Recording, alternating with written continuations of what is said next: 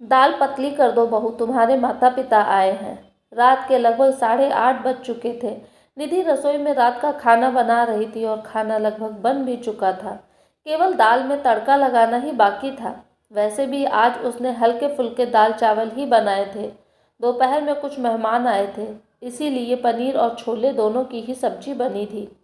तो रात में हल्का फुल्का ही ठीक रहता है।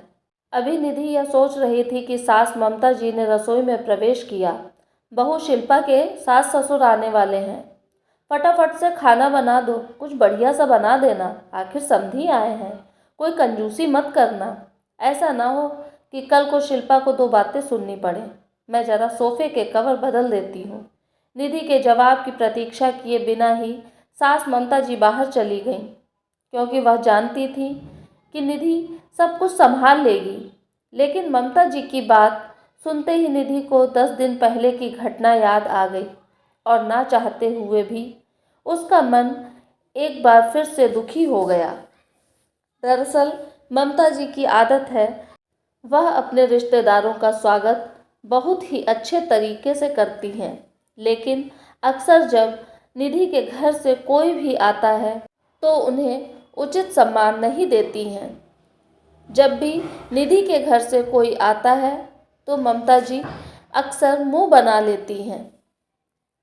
कभी अच्छे तोहफे न लाने का ताना देती हैं तो कभी यह ताना देती हैं कि बेटी के घर यूं रोज रोज नहीं आया जाता। कभी बची हुई मिठाई उनके आगे रख देती हैं तो कभी कोई और ऐसी बात जो निधि को दुखी कर देती है। लेकिन पिछली बार तो हद ही हो गई, जब निधि के माता पिता अचानक बिना किसी पूर्व सूचना के आ गए तो ममता जी ने दोबारा खाना ना बनवा कर दाल को पानी डालकर पतला करने का आदेश दे दिया। दोपहर की पड़ी हुई सब्जियों में छौंक लगाकर गर्म करने को कह दिया और रायते में तो वह खुद ही पानी डालकर चली गई। केवल खाने पीने में ही नहीं, अक्सर वह अपनी बातों से यह बता देती हैं कि निधि के परिवार में से किसी का भी यहाँ आना उन्हें पसंद नहीं है। वहीं दूसरी तरफ अगर उनकी बेटी के ससुराल से कोई आता है तो 36 तरीके के व्यंजन बनाए जाते हैं, उन्हें पूरा सम्मान दिया जाता है।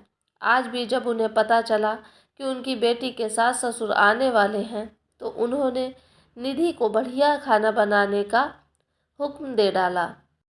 हालांकि बाकी हर तरीके से ममता जी का व्यवहार निधि के प्रति बहुत अच्छा रहता है, लेकिन न जाने क्यों जब भी बात निधि के परिवार की आती है तो उनका व्यवहार बदल जाता है। बस यही सब सोचकर आज निधि की आंख भर आई। कहते हैं कि किसी के सब्र का इम्तिहान नहीं लेना चाहिए, लेकिन शायद ममता जी यह बात समझ नहीं पा रही थी। इसीलिए बार बार निधि के मायके वालों को अपमानित करके वह निधि को दुखी कर रही थी। लेकिन आज न जाने कहाँ से निधि में भी हिम्मत आ गई। अपने आंसू पोंछ कर वह हॉल में आ गई और सोफे के कवर बदलती हुई ममता जी से बोली, मम्मी जी, दीदी के सास ससुर कब तक आएंगे? क्योंकि खाना तो लगभग बन ही चुका है। अरे अभी तो तुझे बोल कर आई हूँ, इतना जल्दी खाना कैसे बन गया? मम्मी जी, वह क्या है ना, दाल चावल तो बन ही गए हैं। दाल में पानी डालकर उसे पतला कर देती हूँ, रायते में भी पानी डाल देती हूँ और दोपहर वाली जो पनीर और छोले की सब्जी बची हुई पड़ी है ना, उसे भी थोड़ा सा फ्राई करके तड़का लगा दूंगी। और पूरियों का आटा तो दोपहर का बचा हुआ पड़ा ही है, तो एक्स्ट्रा खाना बनाने की कोई ज़रूरत ही नहीं है। वैसे भी आप ही तो कह रही थी ना, उस दिन की समधी तो घर के ही होते हैं, वह तो अपने ही होते हैं, वह थोड़ी ना बुरा मानेंगे अगर हम उन्हें दोपहर का खाना खिला देंगे। अब दोबारा खाना बनाएंगे तो दोपहर का खाना वेस्ट हो जाएगा ना। याद है मम्मी जी आपको, उस दिन जब मेरे मम्मी पापा आए थे तब आपने यही कहा था, तो फिर आज भी ऐसा करते हैं। दीदी के सास ससुर भी तो समधी ही हैं, घर के ही हैं, अपने ही लोग हैं, वह थोड़ी ना बुरा मानेंगे। क्यों, सही कह रही हूँ ना मैं मम्मी जी? निधि की कही हुई हर बात आज ममता जी को आईना दिखा रही थी और उन्हें यह एहसास करवा रही थी कि आज तक वो निधि के परिवार के साथ कितना गलत कर रही थी। शायद इसीलिए निधि के कहने से इतना सब कुछ सुनने के बाद आज निधि से आंख मिलाने की उनकी हिम्मत नहीं हो रही थी।